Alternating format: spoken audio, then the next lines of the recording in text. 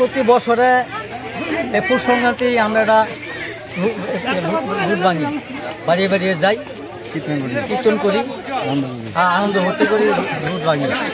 আমরা পূর্বপুরুষ থেকে আমরা এটা খাইয়াছি, যার জন্য আমরা এটা হনুমন্ত বড় বড় রাখছি। আর আমরা আগে এই দিন পর্যন্ত যতদিন বাচ্চা আছি ততদিন আমরা এটা চালাই যাবো। আচ্ছা, নতুন প্রজন্ম আপনারা ছেলে টেলে এটার ভিতরে কতটুকু আকর্ষণ? সবাই আকর্ষণ। তারা কি শিখতে চাইতেছেন? হ্যাঁ হ্যাঁ, তারা শিখতে চাইছে, তারা গাইতেছ, তারাও করতেছ। আপনারা আগে যেভাবে করতেন এখন কোন ধরনের পরিবর্তন হয়েছে কি? পরিবর্তন বলতে পরিবর্তন বহুত হয়েছে, অনেক দিনের পর দিন মানুষ বাড়তেছে, লোকজন বাড়তেছে। আচ্ছা, এই যে দিনটারে আপনাদের আমরা এটা প্রতি বছর আমরা আগে পালন করি, ঠিক আছে।